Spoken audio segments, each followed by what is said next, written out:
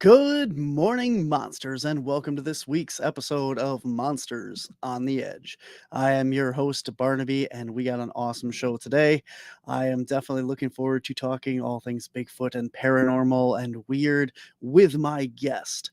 And before we get to that, I have a very cool announcement for those of you who haven't heard. Cryptids Anomalies on the Paranormal Society, my research team, hit our 1,000 subscriber mark on our YouTube page. So thank you very much for everyone who subscribed. And if you haven't, check it out.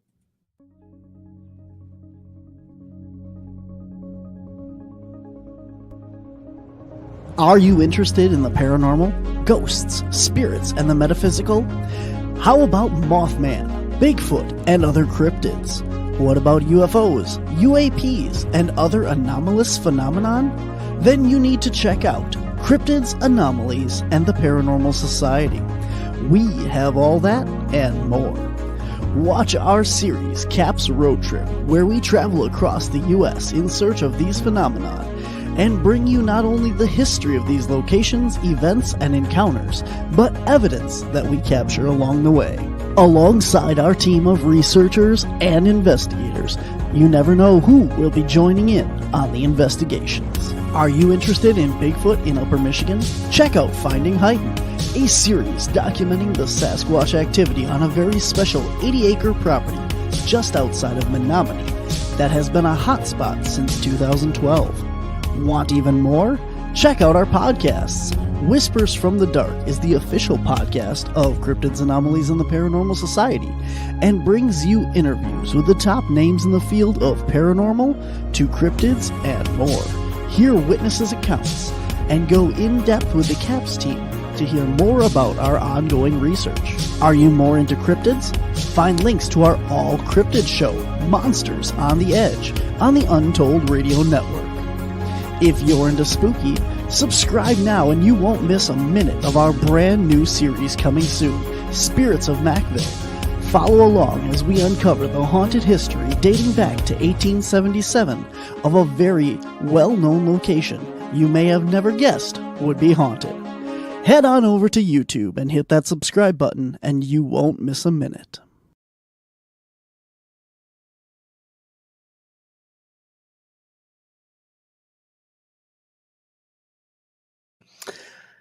All right, guys. Yeah, if you have not checked it out, make sure you go and subscribe to Wisconsin Caps on YouTube.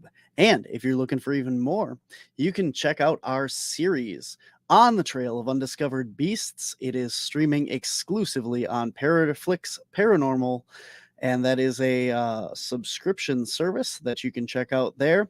It is about $3 a month, and if you use the promo code CAPS10, you can get 10% off your first 3 months. And that's that. Also, guys, if you want to support Cryptids, Anomalies, and the Paranormal Society, head on over to wisconsincaps.com and click on Shop Our Store. There you can find t-shirts and hats and tote bags and everything that you can slap our logo on. You can find it there and go and wear your support. While you're online, make sure you head on over to all of our social media platforms. You can find us on Patreon, Facebook, Twitter, TikTok, and YouTube at Wisconsin Caps and WI Caps on Instagram. If you guys want to see us in person, we are going to be at CryptidCon in Lexington, Kentucky, November 18th and 19th. We are also going to be in Milwaukee, Wisconsin at Krampus Fest coming up December 3rd. And then we are going to be at the Marinette Menominee Bigfoot and Paranormal Convention June 1st in Marinette, Wisconsin. Coming up, guys, November 13th, we have a live Q&A here on Monday Morning Monsters with the cast of Alaskan Killer Bigfoot. So that's going to be a really fun show. Make sure you head on over, check it out, and get all the stuff with them. But, guys, boy, I'm just not on the ball here. Untold Radio Network, if you guys want to show your support for them, here's how. Hey, Untold Radio Network fans. Want exclusive perks and to support our channel? Introducing our YouTube membership program with 3 amazing levels. Get loyalty badges that level up to different cryptids the longer you're a supporter. How cool is that? You'll also get access to custom Bigfoot emojis and priority in chat. Upgrade to Backstage Pass for exclusive wallpapers, photos, status updates, discounted books, and merchandise. Go all in with the producer level for everything mentioned plus member shoutouts. Ready for an enhanced experience? Join now, pick your membership level, and let's make this journey even more exciting together.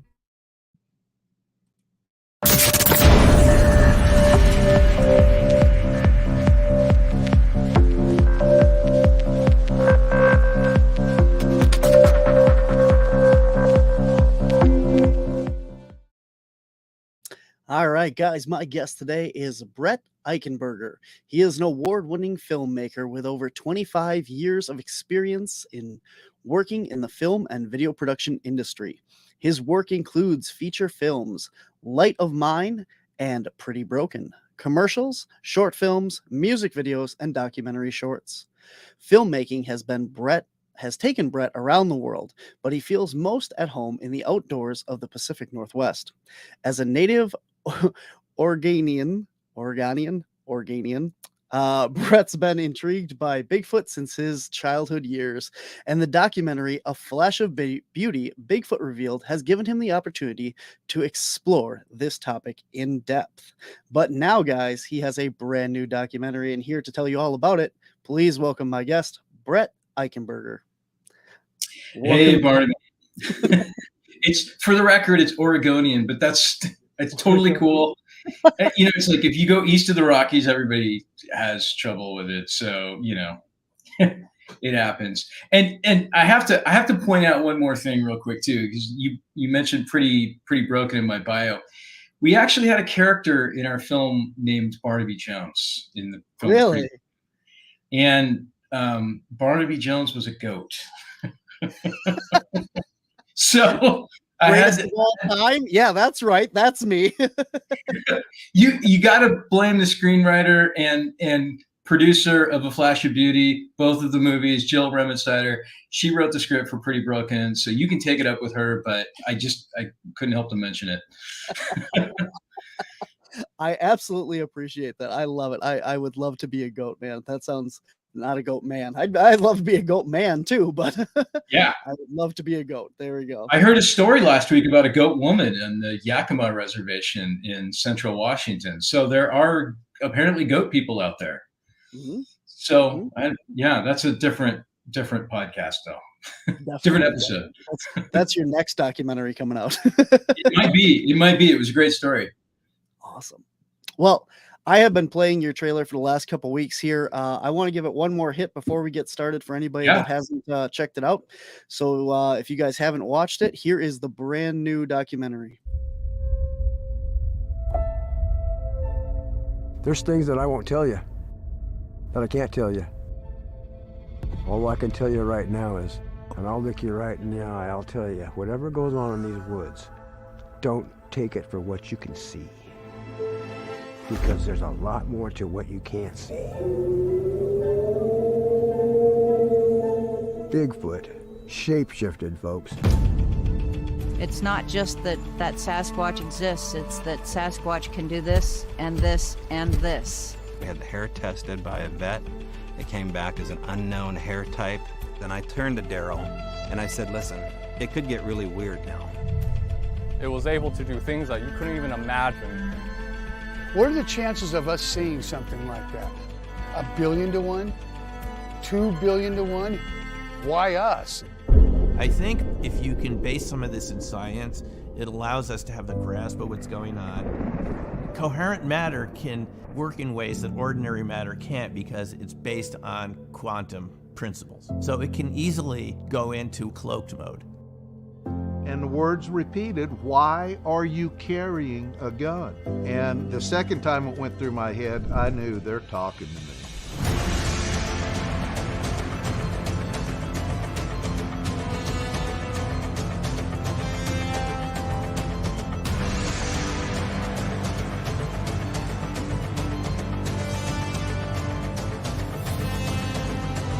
It's not about the one encounter. It's about the thousands of encounters, exact same type of characteristics that tell the story. You cannot deny it. And that's why you have to acknowledge the paranormal aspect. What did I just see here? Oh my goodness. I keep telling people I absolutely love the ending of that with Eric Bard there. What did I just witness? Yeah. Yeah. I'm sorry. Go ahead. Go ahead. No, I've met him in person. He's an absolute amazing guy. He really is. It's funny because I was bugging him about talking to us, and he's like, I've had like 3 hours of sleep, and I'll give you 15 minutes. And I was like, okay, fine, that's perfect. I'll be set up. Just show up. And he shows up and left 3.5 hours later.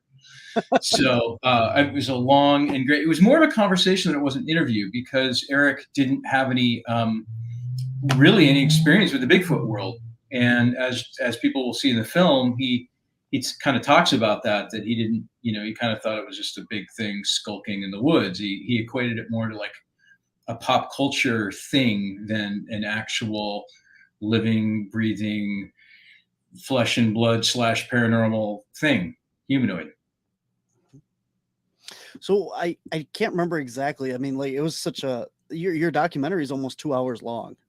Mm-hmm. And it's covers so many topics. I had to go back and take notes on it here. But what exactly did he think of that?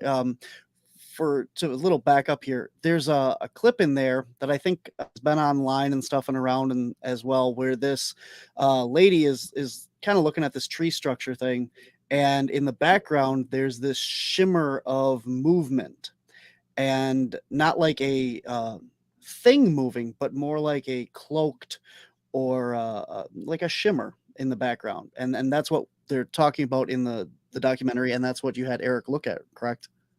Yeah, that's right. Yeah, a woman up near Mount Rainier National Park named Barb Shoup, who has been an investigator for a long time, was out in an area near her cabin with some folks, and they were actually looking at what they thought was some evidence of some Bigfoot activity in the area. And what Barb does is she has a walking stick that she puts a little, at the time she had an iPod Touch actually, the camera, and she just hits record just in case she catches something. And she'll kind of like point that camera, wherever. And that particular day in the middle of the afternoon, she saw something kind of short and black take off and run. And she wanted to see if she caught it on camera. And so she went back to her place and they put it up on a big screen. And sure enough, there was something there, but it wasn't the black, figure that she saw take off and run. It was this cloaked figure. So, she put it out there, and it got out there, and a lot of people watched it and stuff like that. But I never felt like it got the attention that it deserved. And so I contacted Barb and I said, "Hey, can I get a copy? Can I get the actual original copy? I want to make sure it wasn't tampered with or anything else." And I spent 3 hours really actually trying to debunk it, trying to figure out if it was leaves falling or light or somehow visual effects or manipulation, because you can clearly see organic humanoid type movement. It almost looks like a little kid jumping out of a tree and turning and running away.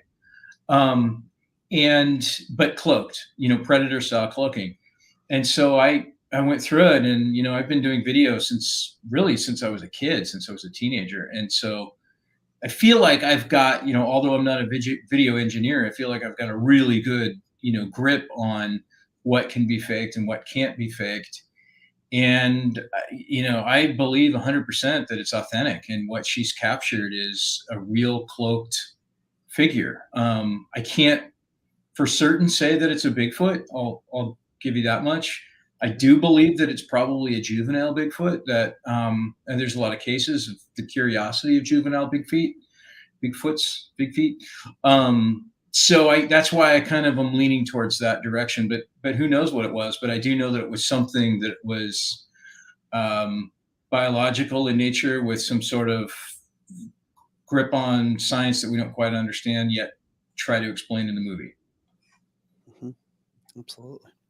So with a little bit of backstory on Eric, Eric is one of the chief researcher investigators for Skinwalker Ranch. And because if you're just more into Bigfoot, you're probably not know all that stuff. But so he works with a lot of science and technology and video editing and stuff for Skinwalker Ranch. And so what did he really make of that video? Like, what was his impressions on that? Well, Eric sees stuff all the time, either whether it's on the ranch or it's stuff that people send to him or show to him at conferences and whatnot. And so I think he probably went in with, some expectations of it being like another one of those videos that it could be explainable or debunked or something. I mean, he's a genius. I mean, the guy's a genius. He's very smart. And I showed it to him, and his reaction is authentic in the film, in the trailer. That's, he was stunned. And, he later on, he says that, I could just sit here and scroll back and forth for over an hour. And I've been told that they have screened that section of the film at Skinwalker Ranch to get Travis Taylor and a couple of other guys to look at it. And what I've been told is that it's exactly what they've seen on the ranch. Very interesting. Yeah. Yeah.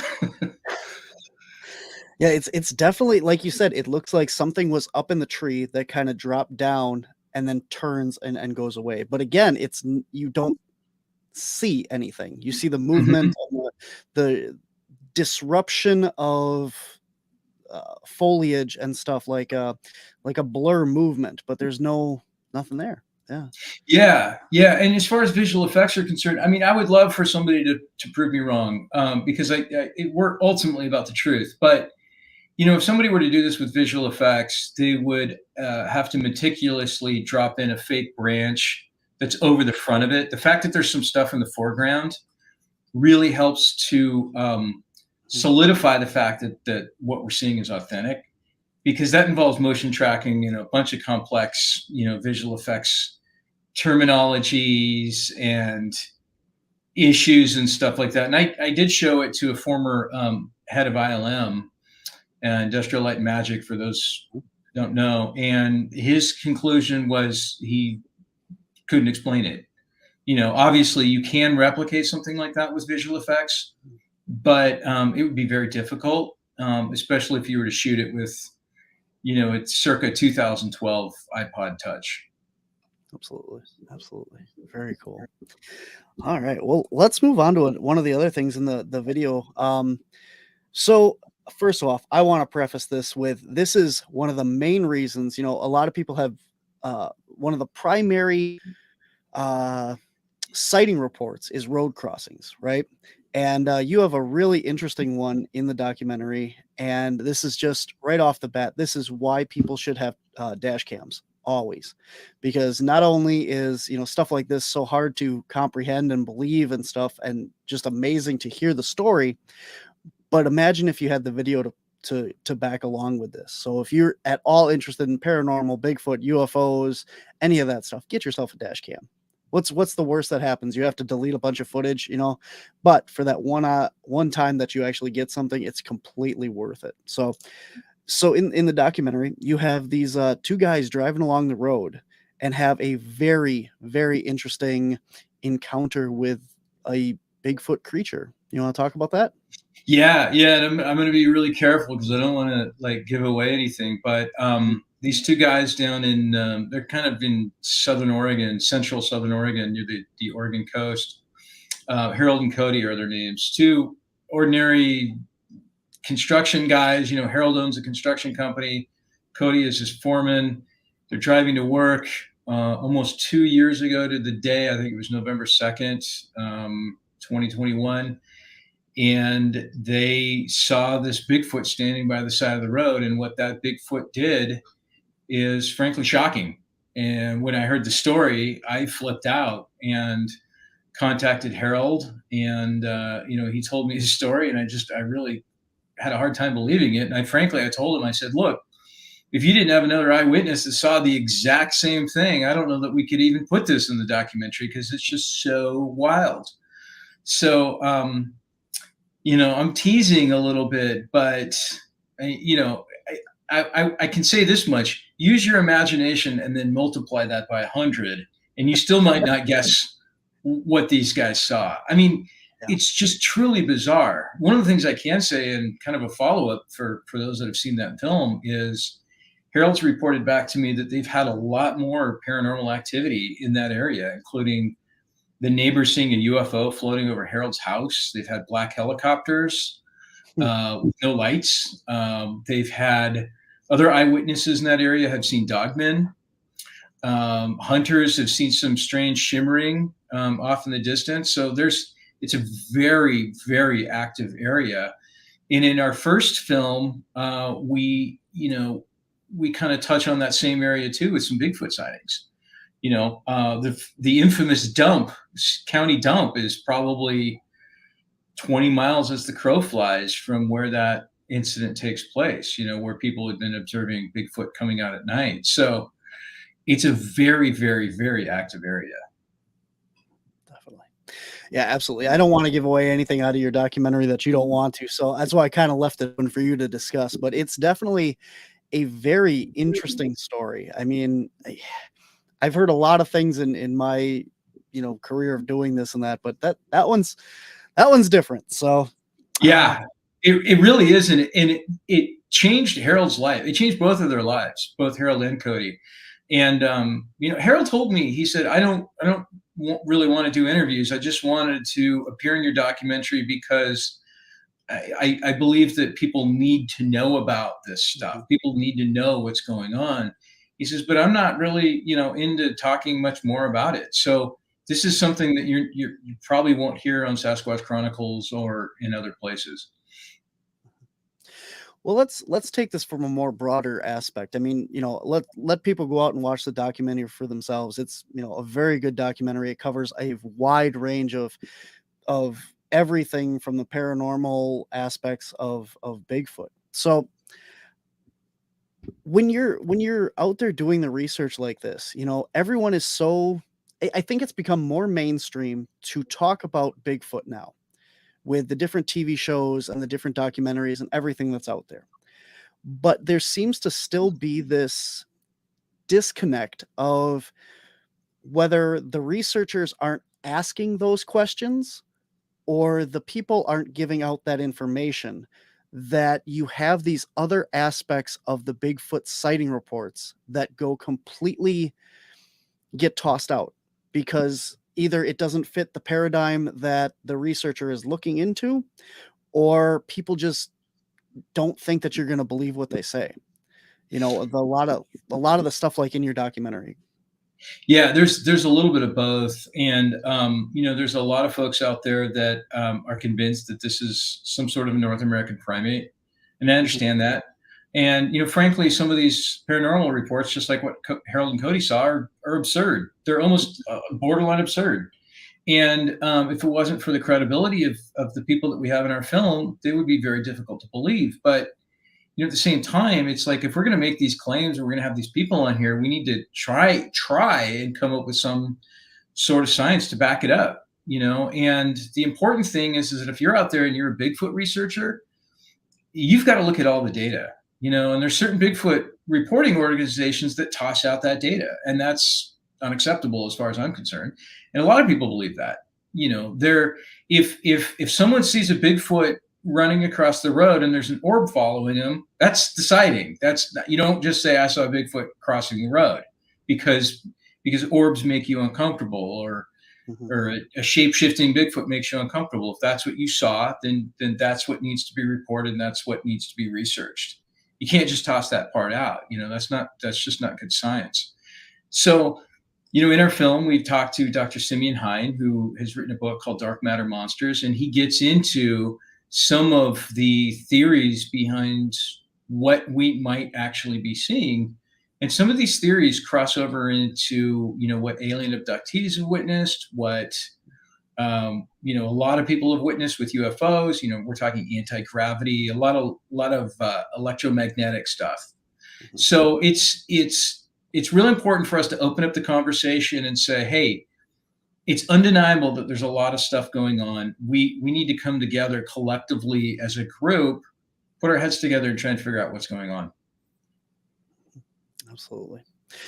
On that note, when you're talking about these different phenomenon and stuff, What do you think about the fact that just because somebody's out there looking for Bigfoot, you have all these researchers out there and they see an orb, they see a UFO, they see this cloaked creature. Do you think that that necessarily has to be a Bigfoot, or do you think that these things can just happen in the same locations? You've heard of tulpas, right? Like thought forms and that things. And there's other things out there that have been talked about and hypothesized that take the form of whatever you want. And if these things are out there and you're out looking for a Bigfoot, all of a sudden this thing takes the form of a Bigfoot. It doesn't mean that it necessarily is a Bigfoot, but it takes the form of that. So now you have this cloudy area of you saw a Bigfoot, but was it actually a Bigfoot? What do you think about all that? It just reminded me of is the end of Ghostbusters, and there, like he couldn't help. Who was it? Venkman? Right. No, it wasn't Venkman. It was the other guy. But they couldn't help but to think of the Stay Puft Marshmallow Man, and there it is. They manifested it, and it's like I completely agree with you. I think a lot of these areas where people are having these paranormal experiences are hotspots. And the question is, why are they hotspots? Whether it's Skinwalker Ranch or some of the other paranormal ranches that are out there, like this area in Southern Oregon near the coast, like I was just talking about, I think that's most likely a hotspot. In the case of Harold and Cody and what they saw, that I doubt that was a collective, thought manifestation. I think what they saw is what they saw. It was odd that it was in a Bigfoot shape. It could have been completely 100% alien, and maybe it just projected a Bigfoot shape because that would have been easier for those guys to digest. But whatever it was, that happened in that scenario happened right in front of these guys. And I would think that the phenomena would be intelligent enough to realize that there are people watching. And it's almost like it put it on a show. I mean, why transform in the middle of the road, or on the side of the road? You know what I mean? So there's definitely areas, the Montana Vortex is another place that comes to mind, Joe Hauser's spot. There's definitely areas out there that have higher electromagnetic activity. I can never say that word right. Or something else is going on. I mean, who knows? There's a rip, there's a tear in the veil, whatever it is. Yeah, I mean, I think that behind any one of these instances, there is an intelligence. And there certainly are cases where you could be hallucinating, but that's influenced. That's an intelligent influence that is causing the hallucination for whatever reason. So I think it kind of goes down a little bit of a rabbit hole, to sort of answer your question. Absolutely. We are going to take a really quick break here, and we're going to be right back. If you guys have any questions, get them in the comments. Anything paranormal, weird. If you've seen the documentary, tell us your thoughts, and we'll be right back. Show your support for the Untold Radio Network family of shows and join in on the conversation by using super stickers and super chats on YouTube. Got a question you want answered? Ask it live via a super chat and get real-time responses from our show's knowledgeable hosts and guests. Help keep the Untold Radio Network shows running strong. We need your support. Send your super chats and stickers now. All right, we are back here live on the Untold Radio Network talking to Brett Eichenberger, and he is the documentary filmmaker that is responsible for A Flash of Beauty, the Paranormal Bigfoot. And Paranormal Bigfoot is an excellent documentary. I have met Brett and Jill. They're dedicated producers on the subject, from Kevin Morrison. There you go. Hey, Kevin.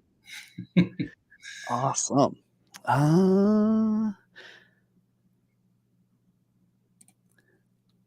I want to activate the pyramid grid. What can we do? Do you understand that? That's beyond my pay grade. Okay. Not quite sure about the pyramid grid. I don't know either. I would say plug it in. Did you try turning it on and off again? Yeah. Sorry, Andrew. Yeah. And we got looking forward to the documentary on Ron Moorhead. Yeah, I can talk about that a little bit too. Sure. So we are currently adapting Voices in the Wilderness, the famous Ron Moorhead book about the Sierra Sounds, into a documentary. And we have already started production. We've been down to Central California to interview some of the men that set up the Sierra camp, even way before Ron Moorhead was invited up there. And they've never gone on camera before. They've never done interviews before. And now that they're getting into the sunset of their lives, they've decided to talk. And so we did a few extraordinary interviews with them. And I think it's gonna blow some minds, just what we've captured already. And we're really just getting started on this project. I definitely look forward to that. That sounds awesome. Yeah.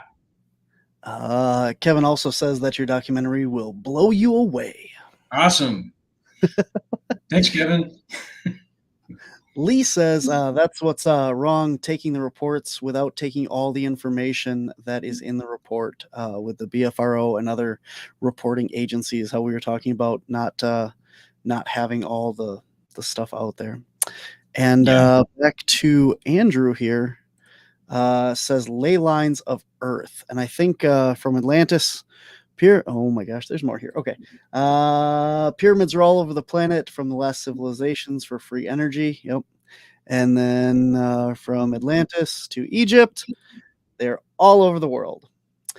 So yeah, and definitely, do you want to kind of talk about like any of the locations that you filmed and stuff, any ley lines and stuff that you know of there, or any, you kind of talked about high areas of EMF and electromagnetics. Yeah, there is a correlation that we discovered very early on in the process of doing the first film, A Flash of Beauty, Bigfoot Revealed. This wasn't mentioned in the film, but when we first started this is in June of 2020, we were going to do a documentary that was kind of on the three pillars of the paranormal: ghosts, Bigfoot, and UFOs. And we'd been reading this book about this UFO researcher, Chuck Sikowski, called, it was, I'm trying to remember the 37th parallel. 37th parallel? Yeah, that's it. 37th parallel. And so we were looking at potentially going on a road trip across the 37th parallel and just blindly trying to figure out what was going on for ourselves. And that kind of started to fall apart, and we decided that we were going to kind of maybe stay local. And so right around the same time, there were reports of cattle mutilations happening in Eastern Oregon, which is rare. I mean, they've happened before, but all of a sudden there was this like epidemic of cattle mutilations. And so we contacted a few ranchers, and only one of them got back to us. And we asked them if we could come out and, do a little short film about the cattle mutilation that happened on their ranch. And so we went out there, and this is right around the same time that we'd started doing some Bigfoot interviews and talking to Tug Johnson and Daryl Adams about what was happening at the Owl Moon Wilderness. And we'd been out to the Owl Moon labs / Owl Moon Wilderness to interview them. Some of the stuff is in the new documentary about gifting and whatnot. So we'd been out there. And so in the meantime, we're driving out to this area called Brothers, Oregon. And there's just really nobody out there. It's near this town. It's kind of near a town called Burns. And we checked out this cattle mutilation, and it was stunning. I mean, it was really, really fascinating. It was super interesting. I thought it was 100% legit. And so one day I decided I would open up a map and take a look at the latitude and see where it was in correlation to Cottage Grove, where the stuff was happening at the Owl Moon Wilderness. And I literally drew a straight line in Google Earth between the two areas, a straight line. So like if I'm a UFO, I could hover over Owl Moon Wilderness and the Bigfoot, and then I could fly straight without turning, put it in autopilot, and end up in this area and do my cow mutilations. And so I found that super fascinating. I mean, literally the hair stood up on the end of my head. So I think there is some sort of a correlation between these longitude, latitude lines, ley lines, power spots. I mean, I'm somewhat familiar with them. I can say that I have been to Egypt. I have, looked up at the Great Pyramid of Giza. My instinctual thought was that man did not build these alone. And that was something I really felt to my core, because it's so absolutely incredibly extraordinary. I recommend everybody go there. That it definitely is. There's definitely a power spot there. You can just feel it in the air. It's just, there's like there's something a little off, but that's about all I know about that. So hopefully that helps, Andrew. Awesome. Very good. Squatch America in the comments here. I have always thought that some paranormal Bigfoot sightings could be ghost Bigfoots crossing over the ghost hunting and Bigfoot. I know Christopher Noel has done a lot of work on that as well, has a whole book on it. What are your thoughts on that? I was just about to bring up Christopher Noel when I saw this. And yeah, so Jill and I both went out to Vermont and we spent the day with Christopher. And he is an amazing guy. He's an amazing guy. We were hoping to be able to put his segment into the latest film, and unfortunately, we weren't able to fit it in. So later on, at some point, hopefully by the end of the year, we will release that segment on its own on our YouTube page. But Christopher Noel does talk about this. That's one of his theories, that the orbs are the spirits of potentially deceased Bigfoot. And I think I think there's some stuff to chew on there. I think that's definitely a possibility. Because we've seen, a lot of the paranormal ghost researchers have seen orbs. And so there certainly is an energy there that's manifesting. We watched a film recently, Jill and I, called After Death, about near-death experiences. And some of the folks in that movie talked about orbs in their near-death experiences. And so I thought that was really interesting. So I think there is some sort of potential correlation there. We get into orbs a lot more in the film. We've got some footage that, in my opinion, is 110,000% mind-blowing as far as orbs go. Glowing orbs, undulating orbs. So yeah, I think that's very, very possible. Absolutely. I actually was out doing one of the first nights on a specific property in Upper Michigan, and we were doing Bigfooting up there, and I saw a basketball-size blue orb in the woods. Wow. Yeah. Wow. And we actually caught it on thermal imager. And the thing is it did not appear hot or cold. It did not appear anything on the camera. It actually just looked like a circle, like a soap bubble, wow. And it moves across the camera. So wow, they're extraordinary. I have yet to see one, but I can't wait to see one. I feel like everybody I know has seen one. Ashley Stinnett, who is in our film, she talks about her orb sightings and talks about how there's some sort of an intelligence with these orbs, and Ashley just seems to be kind of like an orb magnet. She sees them everywhere all the time, but this particular one that she saw in a camp out was kind of like reading her thoughts and coming towards her. She was never frightened or anything like that, other than the fact that it started coming towards her. And then she kind of gently told it to, no, go back to where you came from, kind of thing. And it did, so I don't know. I want to see one. Mm-hmm. It's definitely interesting. Now, if we want to talk a little bit about more orbs, in your documentary, you talk about like ball lightning. Mm-hmm. Now, I was under the impression that they have not been able to get any of that on video. I know the one video of it that it's not in your documentary, but there's a video of a ball lightning that comes down and goes like down a railroad track or something. That was, everyone points to that as ball lightning, and that was actually another filmmaker did that as a project. He video edited this in, and it's all like CGI and stuff. And that's always the video that shows up. You have quite a few different videos in your documentary of ball lightning.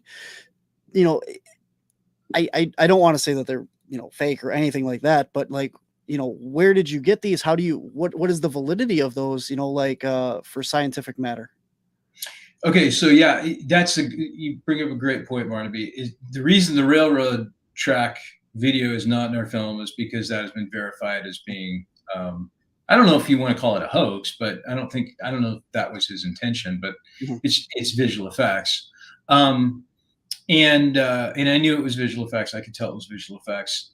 The videos that we have here is just, we found those videos through research. And again, I can't 100% verify that those are legitimate.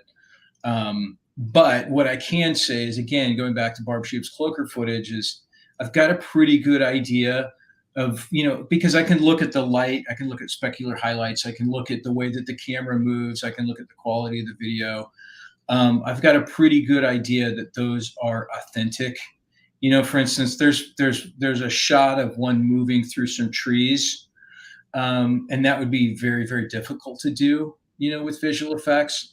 And again, we're kind of getting into this age now where, with AI, things are becoming more and more difficult to discern between reality and visual effects.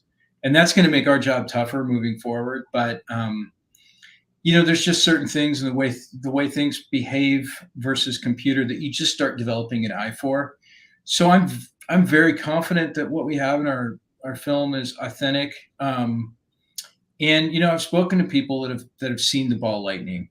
And I just want to preface too that what Dr. Simeon Hein is saying about this ball lightning is that ball lightning isn't necessarily the same thing as an orb. It's the same type of science. It's the same type of manipulation. I mean, ball lightning is naturally occurring. It's just kind of like a ball of this condensed, coherent matter that, Dr. Hein talks about in the film.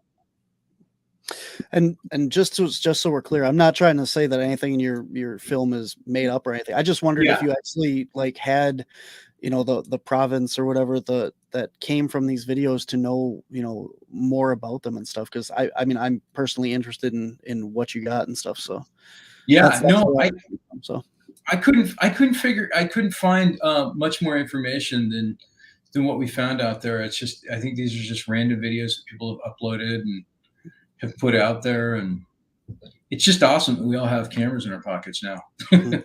Absolutely.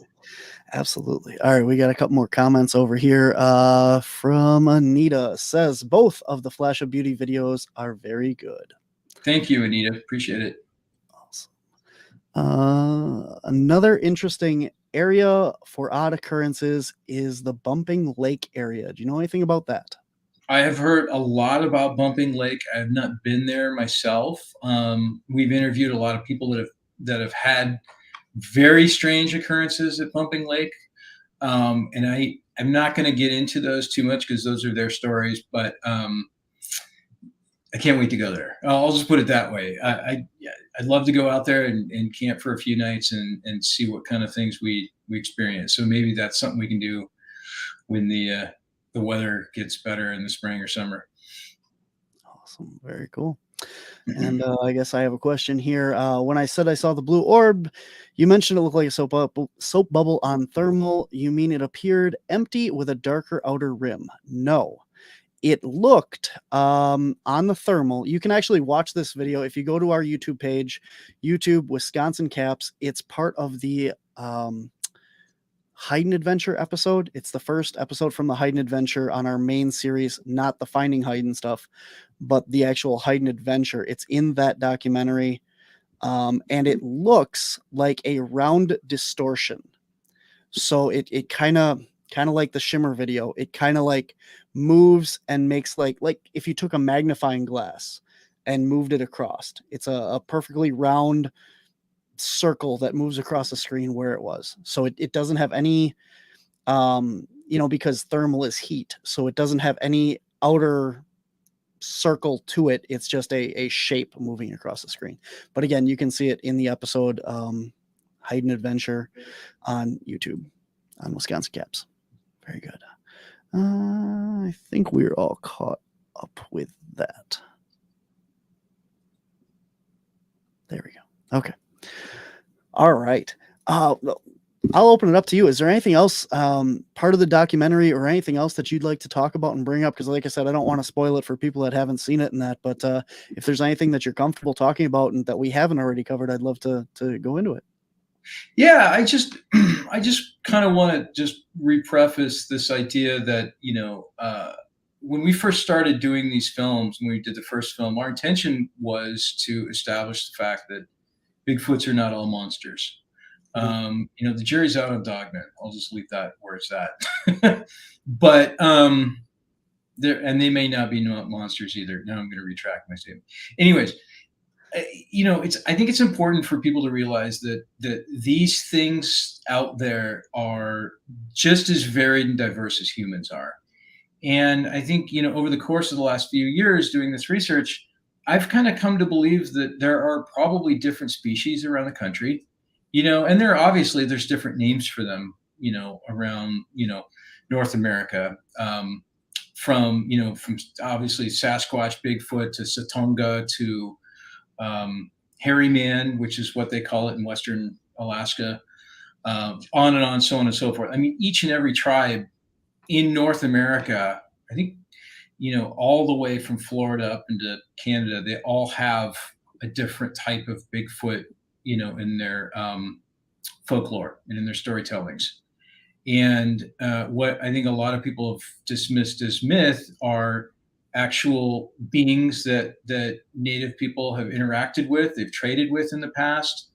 I've heard stories of the ci'tonga in the Midwest that have cooperated with some of the Native folks to help make sure that they could get through the winter, by bringing them, chopped wood and stuff like that. And so this goes back to my main point that these things aren't monsters by any stretch. I think that, if you look at humankind, there are certainly plenty of humans that want to kill other humans, and or don't have a problem killing other humans, in warfare and the like. And I think that you have some subcultures or some bands or tribes or whatever of Bigfoot that are, willing to protect their lifestyle, their homes at any cost. And then you have other ones that, like Tobin Darrell, have interacted with, that are curious, that are gifting, and to me, these gifts are really poignant. They're very personalized. We talk about that. We show that in the documentary, and it's really kind of astounding what we have going on here.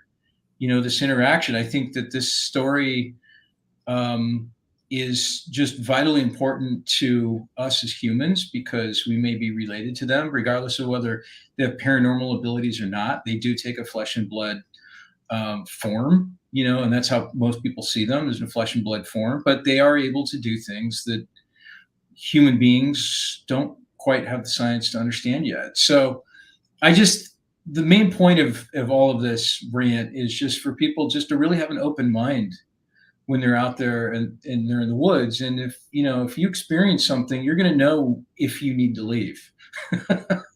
They're going to give you that idea really, really quickly. But there's going to be other occasions where they may be tricksters. They may play with you. They may do silly things or goofy things like throw rocks and pine cones at you. So rant over. I just wanted to get that out there while I had a chance. Absolutely, man. Absolutely. Very well said. I wanted to talk a little bit about there's a mythology in Fae lore, like fairies and that stuff. And I believe it was either Timothy Renner or Joshua Cutchin who wrote the book Where the Footprints End.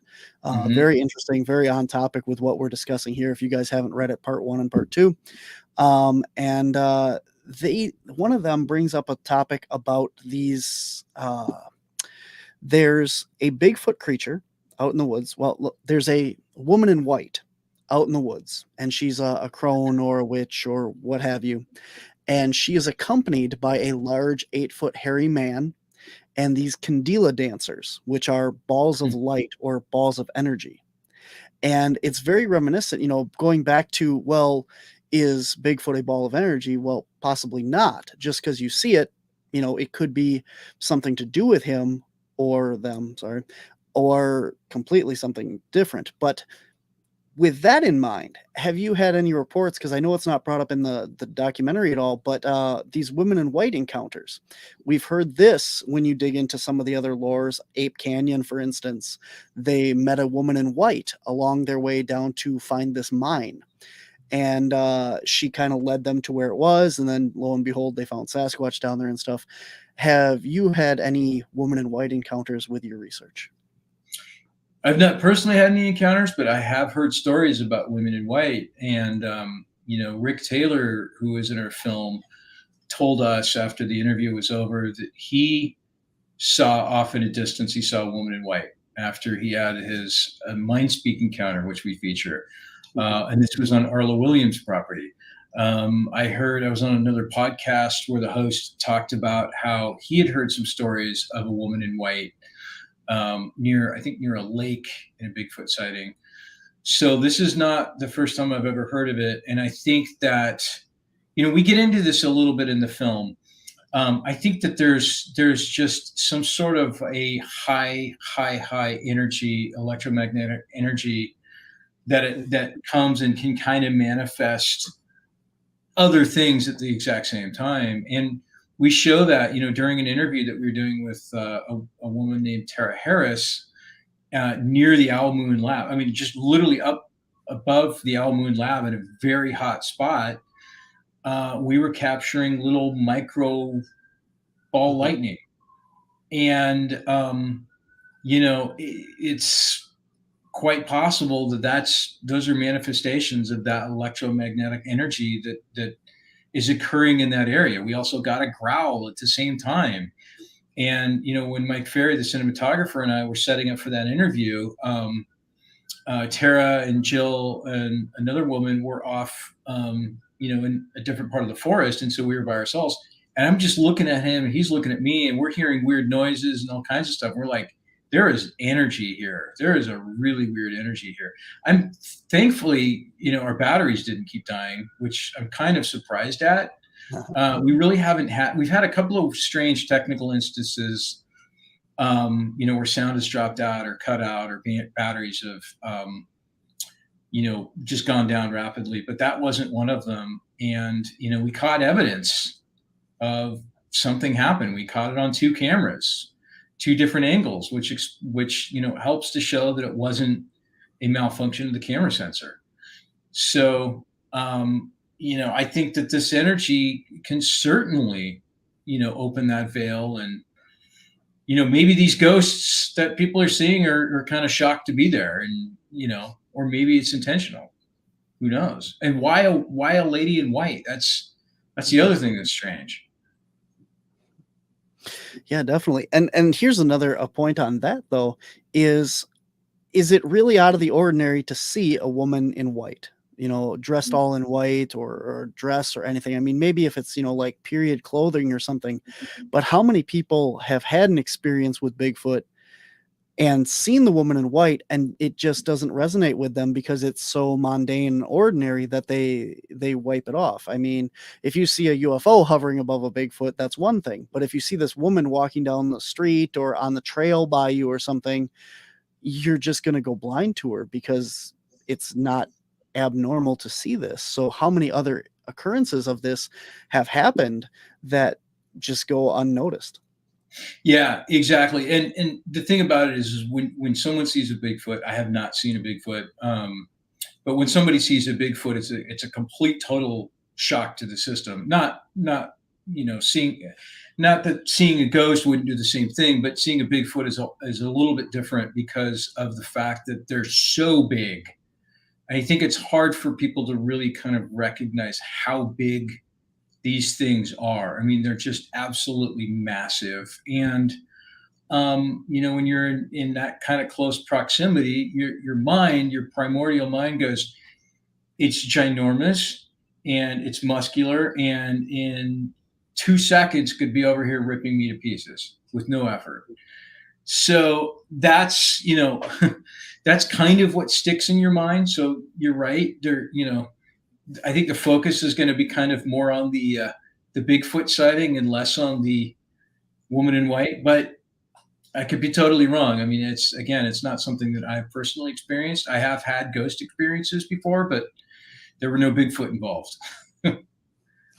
Absolutely. Yeah, I've never had a visual sighting of my own. I've seen through thermal, and I've Mhm. been very close to these creatures on several occasions, but that's as close as I've seen is through a thermal lens. And I would say that the creature had to be about 10, 15 feet away at the closest that I've been with one. Wow. And I mean, too thick of foliage and stuff, you couldn't see it. And for whatever reason, this is something that's always kind of bothered me about my encounters that close, is looking back at it. I always say, well, why didn't I just walk over there? I'm looking at the thing through thermal. It was right there. And another encounter, I literally felt the ground shaking at night with one of these things walking. And it's like, it's right there. Why couldn't I just walk and do it? And looking back at it, the thought never entered my mind to walk towards it. I'm just in that moment, just experiencing this going, oh my gosh, it's right there. And, like you said, it's massive. I'm not by any means saying that I had, a visual of it, but I'm just thinking in my head, these things are huge. It could, like you said, come over and just squash me like a bug. And I think that's maybe what rooted me to the spot. But like I said, it just never occurred to me to go towards it. Yeah, yeah. I have actually, myself, Jill, and Mike Ferry. We've been bluff charged in pitch black, so we've heard it and we felt the earth shaking a little bit, and the brush moving and everything else. And what was so strange about it was so sudden and it happened so fast. We didn't have time to be scared. That same evening, or no, maybe it was the previous night, we saw eye shine and eye glow. I should say eye glow, not eye shine.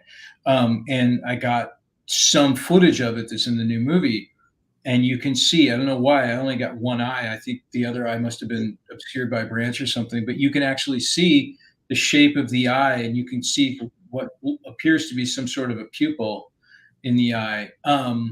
So we've seen those, and again, that is self-generating eye glow. It's not flashlights or anything else, and we sat there and we watched those eyes for, I don't know, 20 or 30 minutes, but your mind goes through a debunking phase because you need to try and make sense of it.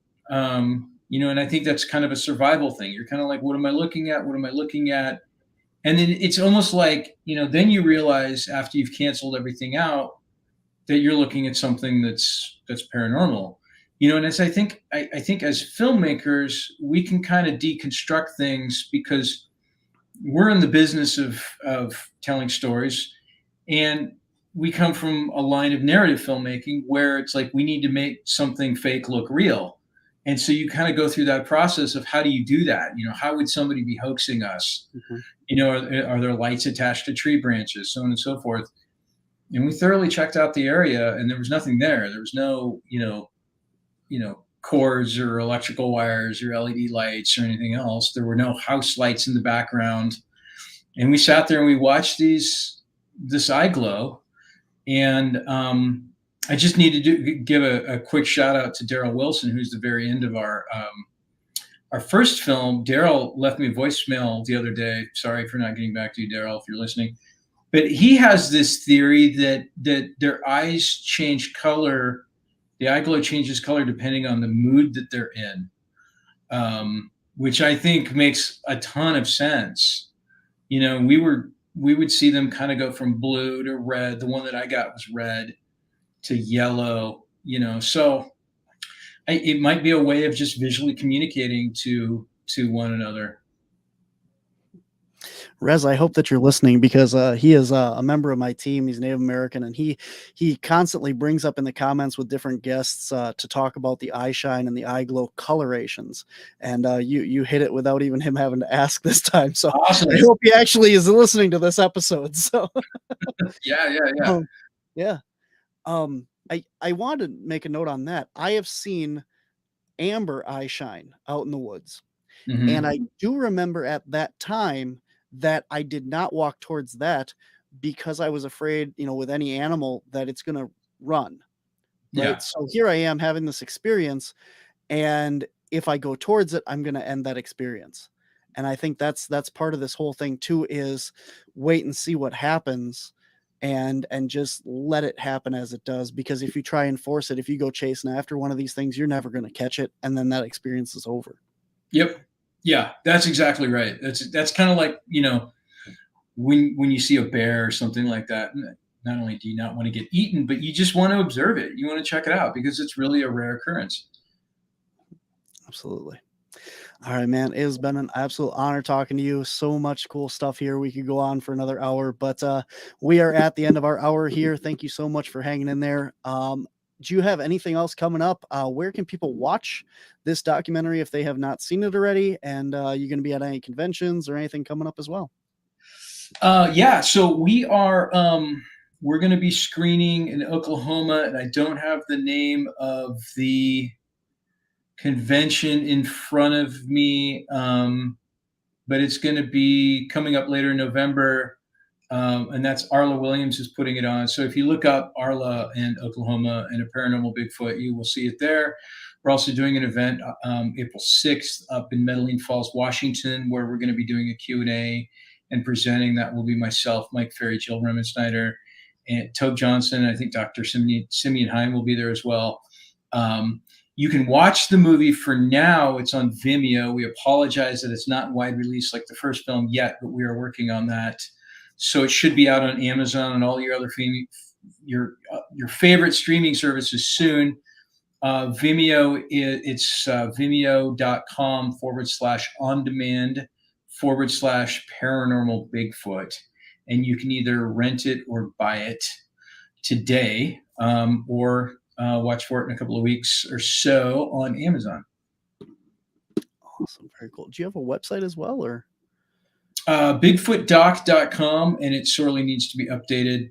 So the best way to follow us and get information as it breaks is our Facebook page, which is A Flash of Beauty Bigfoot Revealed. Very cool. And like our YouTube channel too, because we're posting full-length interviews and all kinds of content. Very good. What's your YouTube page? YouTube at Flash of Bigfoot. Sorry, I'm so bad with all this stuff. I need a list of this.